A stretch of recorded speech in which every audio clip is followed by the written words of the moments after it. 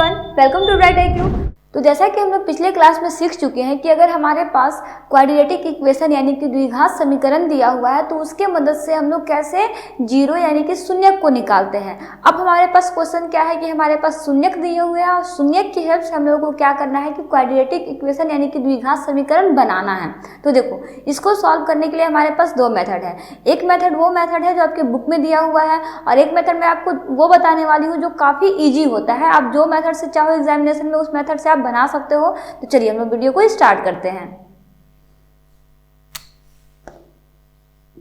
तो हमारे पास दो शून्यक दिया हुआ है 1/4 और -1। इसी दोनों शून्यक की हेल्प से हम लोगों को क्या करना है कि द्विघात समीकरण को निकालना है।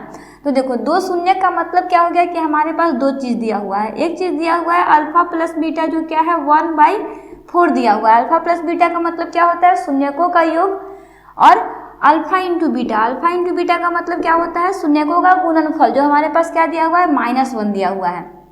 तो देखो, हमारे पास दो चीज दिया हुआ है। अब इसके हेल्प से हम लोगों को क्या करना है कि क्वाड्रेटिक इक्वेशन बनाना है, द्विघात समीकरण बनाना है। तो सिंपल सा ये क्या होता है, तो हमारे पास होता है alpha plus beta equal to -b/a। तो अल्फा प्लस बीटा क्या दिया हुआ है 1/4 दिया हुआ। तो 1/4 जो है किसके बराबर है, तो ये बराबर है -1/4 के। यानी कि a का वैल्यू क्या है मेरे पास 4 है और b का वैल्यू मेरे पास क्या है -1 है। ठीक है, इसी तरह से हमारे पास क्या दिया हुआ है अल्फा इंटू बीटा दिया हुआ जो क्या दिया हुआ है c/a होता है। ये होता है ना द्विघात समीकरण में कि शून्यकों का गुणनफल बराबर c/a होता है। तो यहाँ पे हमारे पास अल्फा इंटू बीटा यानी कि c/a क्या दिया हुआ है, तो -1 दिया हुआ है। इसके नीचे कुछ नहीं है तो 1 है। तो देखो यहाँ पर तो a मेरे पास 4 है, तो यहाँ पर तो a 4 नहीं आ रहा है। तो हम लोग क्या करते हैं, इसको 4 लाने के लिए दोनों में यानी कि नीचे और ऊपर दोनों में क्या करते हैं 4 से गुणा करते हैं। तो ये क्या आ जाता है, तो ये आ जाता है -4/4। तो अब देखो हमारे पास a जो आया वो a क्या आया, तो हमारे पास यहाँ से a जो है वो 4 आया है, जो कि यहाँ पे भी a का वैल्यू 4 है, यहाँ पे भी a का वैल्यू हम लोग 4 निकाले हैं। उसी तरह से अगर b का वैल्यू देखें तो b का वैल्यू क्या आता है, तो b का वैल्यू मेरे पास -1 आता है। ठीक है, उसी तरह से अगर हम लोग c की बात करें तो c मेरे पास क्या दिया हुआ है -4 दिया हुआ है। ठीक है, क्योंकि यहाँ पे गुना करेंगे तो ये -4 आ जाएगा। तो अब हमारे पास जो इक्वेशन बनेगा वो इक्वेशन कैसे बनेगा,